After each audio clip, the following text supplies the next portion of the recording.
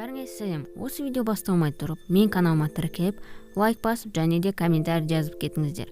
Ал енді видео басталады.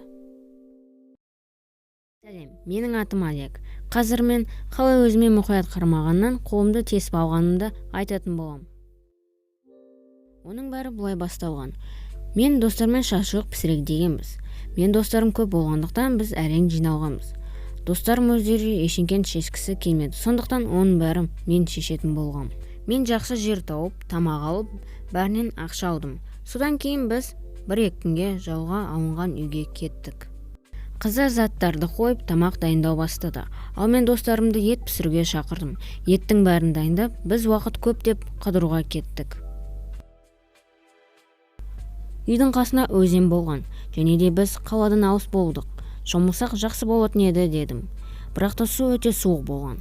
Мен достарым әзілкештер болған. Содан кейін мені суға итерген.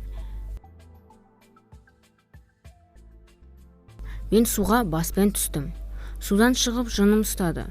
Өйткені менің киімім су болған, және де басқа киімім болмады.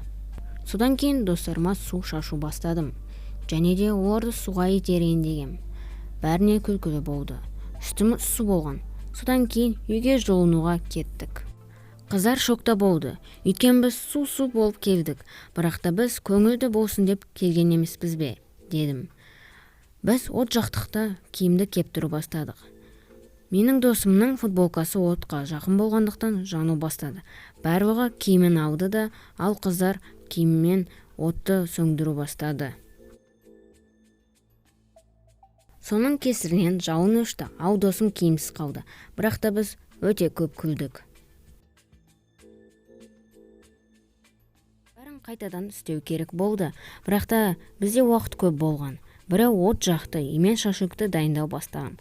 Бірақ та тағы да шампур алғанда біреу мені шақырды да, мен қолымды тесіп алдым. Түсінбей қалдым. Қолыма қарасам, барлығы қан болған. Менің қолым қатты ауыру бастады. Түсінбегенін айғаладым.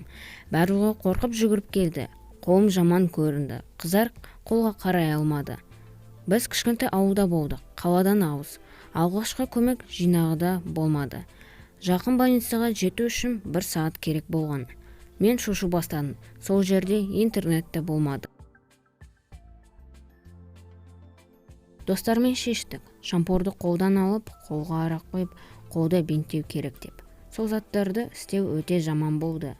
Бәріне араласпау үшін мен жақын досыммен больницаға кеттім.